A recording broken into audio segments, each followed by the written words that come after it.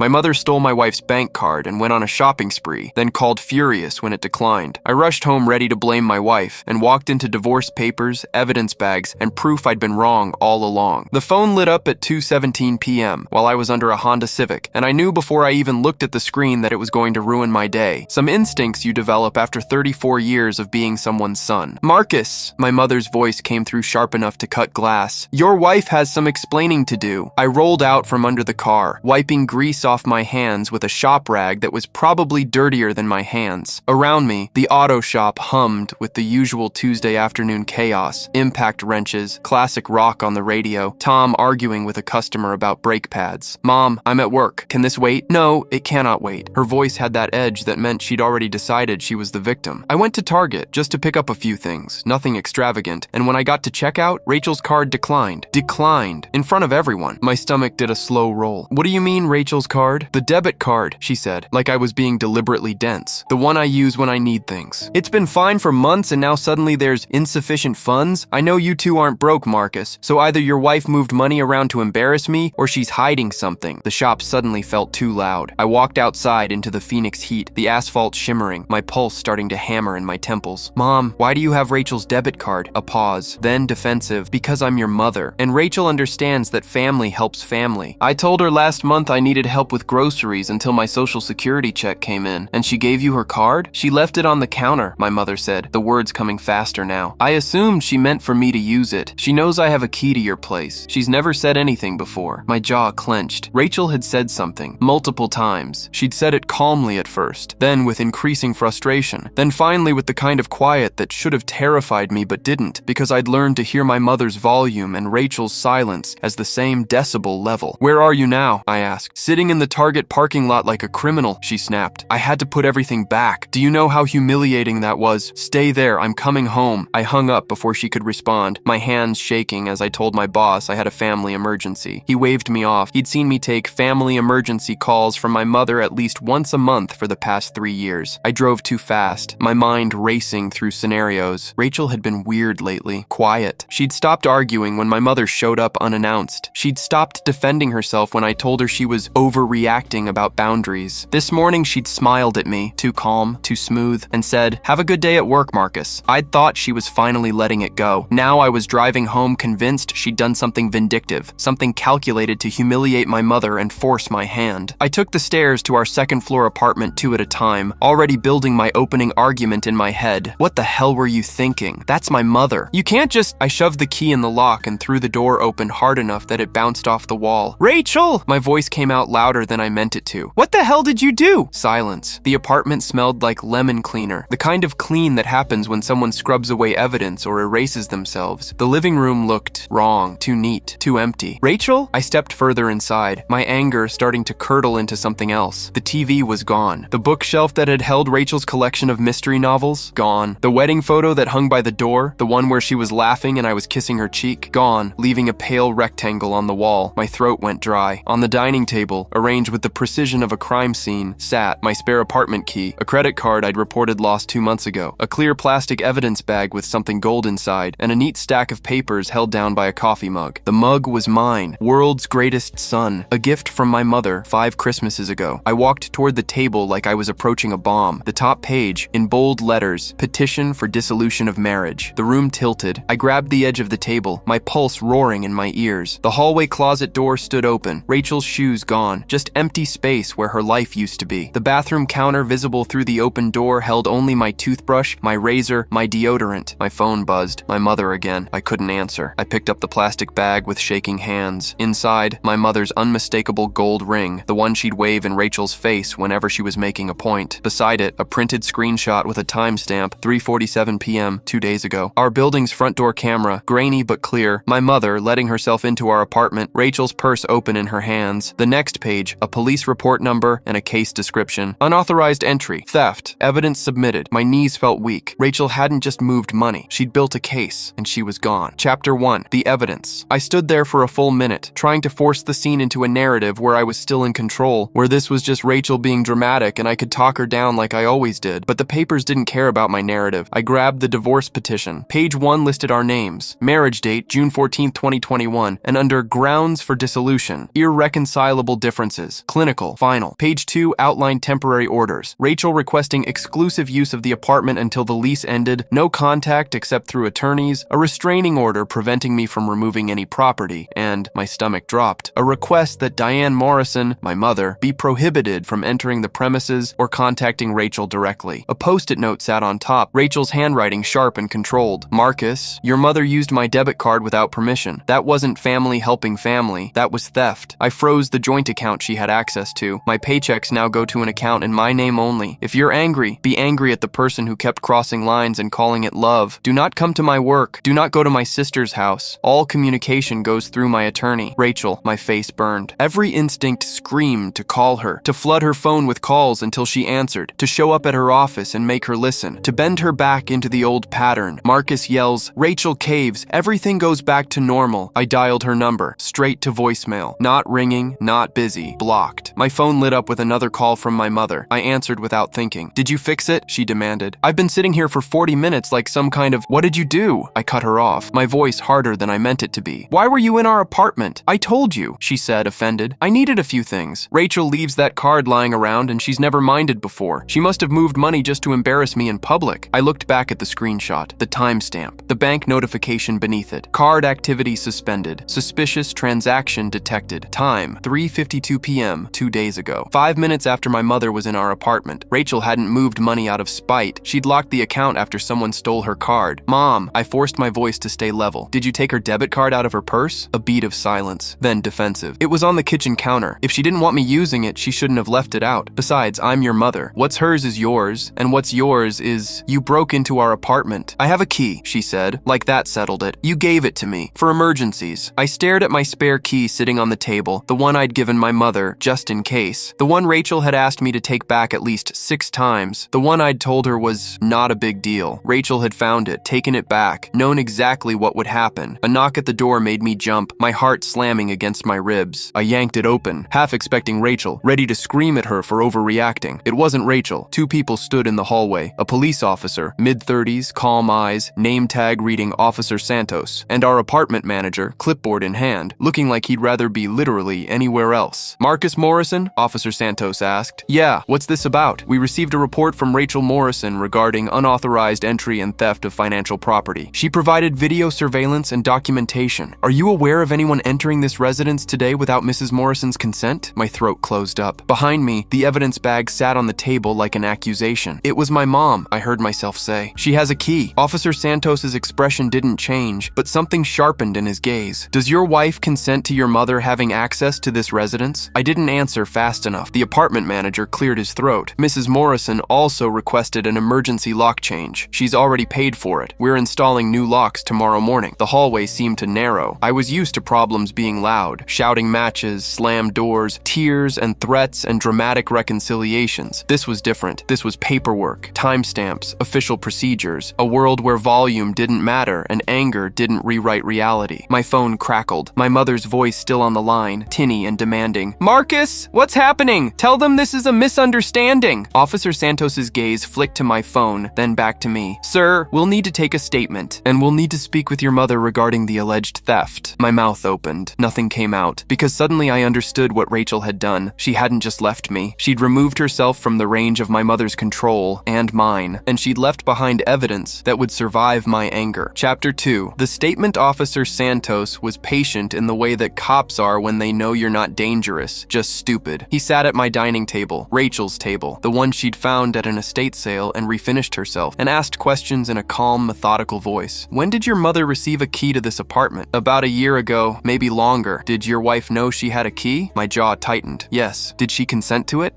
We argued about it. That's not a yes or no answer, Mr. Morrison. No, I finally said. She didn't want my mom to have a key. Santos made a note. And did your mother have permission to enter the residence today? No, Rachel was at work. Does your mother typically enter when your wife is not home? I wanted to lie. I wanted to say this was a one-time thing, an aberration, a misunderstanding. But Santos was watching me with eyes that had heard every excuse, and behind him, the evidence bag sat in plain view. Sometimes, I admitted, to drop things off, or if she needed something. Did your wife know about these visits? My face burned. Not always. Santos's expression remained neutral, but I felt judged anyway. And the debit card. Did your mother have permission to use it? She said Rachel left it out. That's not what I asked. No, I said quietly. She didn't didn't have permission. The interview took 20 minutes. Each answer felt like a confession. Yes, my mother had taken the card. Yes, she'd used it before. No, Rachel didn't approve. Yes, I'd known it was a problem. No, I hadn't stopped it. When we finished, Santos stood and handed me a card. Don't attempt to contact your wife directly. Don't remove any property that belonged to her. If she files for a protective order and you violate it, you'll be arrested. Understand? I nodded, my throat too tight to speak. After they left, I closed the door and leaned against it, shame and fury warring in my chest. I tried calling Rachel's sister, Kim, my old shortcut when Rachel was mad, the person who'd always talked her down before. Voicemail, then a text from an unknown number. This is attorney Melissa Park. Do not contact Rachel's family. All communication must go through this office. Rachel is safe and represented. I stared at the message, then at the table where Rachel had left everything arranged like evidence in a trial. She'd anticipated every move. My phone rang again. My mother, relentless as ever. Are the police gone? She demanded. Did that ungrateful Mom? I cut her off, my voice flat. You stole her card. I was going to pay her back. With what? The question came out sharper than I intended. You haven't had a job in 15 years. You live on Social Security and whatever I give you. How are you going to pay her back? Silence. Then, wounded. I'm your mother, and she's my wife. The words felt strange in my mouth, not because they were untrue, but because I'd never said them like that before, like Rachel's position actually meant something. I can't believe you're choosing her over me, my mother said, her voice trembling with practiced hurt. After everything I've done for you, what have you done? I asked, suddenly exhausted. Tell me, what have you actually done besides show up uninvited, use her money, insult her cooking, criticize her job, and make her feel like a guest in her own home? My mother gasped like I'd slapped her. How dare you speak to me like I'm done, I said, and I meant it. Don't call me until you're ready to admit what you did. I hung up. For the first time in my adult life, the silence that followed wasn't my mother's wounded martyrdom or Rachel's quiet retreat. It was my choice. Chapter 3. The list. I found it in the bedroom, propped against my pillow like she knew I'd end up there eventually. A single sheet of paper, titled in Rachel's precise handwriting. Boundaries I asked for, 2022-2024. 1. Your mother cannot enter our home without invitation. First asked, March 2022. Your response, she's not going to steal anything. 2. Your mother cannot use my money, cards, or accounts without permission. First asked, July 2022. Your response, it's just groceries. Don't be selfish. 3. Your mother cannot insult me, my job, my family, or my choices. First asked, September 2022. Your response, she's just joking. You're too sensitive. 4. If your mother crosses a boundary, you will address it immediately, not me. First asked, November 2022. Your response, can we not make everything a fight? 5. Your mother's emergencies are not automatic crises that override our plans. First asked, February 2023. Your response, what if it's real? You want me to ignore my mother? 6. We make financial decisions together, including gifts or loans to family. First asked, May 2023. Your response, it's my money too. At the bottom, in smaller letters, I asked for these boundaries for 2 years. You told me I was dramatic, controlling, selfish, and cold. You said I didn't understand family. You said your mother meant well. I stayed because I loved you. I left because I loved myself more. I read it 3 times, my hands shaking. Every ask, documented. Every dismissal, remembered. I thought I was keeping the peace. I thought I was being a good son. I thought Rachel just needed to be more patient, more understanding, more flexible. I'd been wrong. Chapter 4. The consequences. The protective order arrived 2 days later, delivered by a process server who handed me the papers with the bored efficiency of someone who'd done this 1,000 times. Temporary order of protection. Petitioner, Rachel Ann Morrison. Respondent, Diane Marie Morrison. My mother was barred from contacting Rachel. No calls, texts, emails, or third-party messages. She was prohibited from coming within 100 yards of Rachel's workplace, our apartment, or any location where Rachel might be. She was forbidden from using or attempting to access any of Rachel's financial accounts. Violation would result in immediate arrest. The hearing was scheduled for 3 weeks out. I called the attorney number on the divorce papers. A receptionist answered, professionally pleasant. I need to speak to Rachel, I said. Mrs. Morrison is not taking calls. If you'd like to communicate something, you can send it through our office and we'll pass it along. This is ridiculous. She's my wife. She's your estranged wife, Mr. Morrison, and she's requested no direct contact. If you continue to call, we'll document it as harassment. The line went dead. I sat on the couch, Rachel's couch, the one she'd insisted we buy instead of taking my old ratty one from my bachelor apartment, and stared at the wall where our wedding photo used to hang. We'd been married 3 years, together for 5. I could map our entire relationship in arguments about my mother, the time my mom borrowed Rachel's car without asking and brought it back on empty, the time she'd shown up to our anniversary dinner uninvited, the time she'd rearranged Rachel's kitchen while we were at work because it was inefficient. Every time I'd told Rachel she was overreacting. conflicting. Every time, Rachel had gotten quieter. I'd mistaken silence for acceptance. My phone buzzed. My mother. I sent it to voicemail. She called again and again. Finally, I answered. "What?" "They served me," she said, her voice high and tight. "A restraining order, Marcus. Your wife took out a restraining order against me like I'm some kind of criminal. You stole from her." "I didn't steal. I used a card that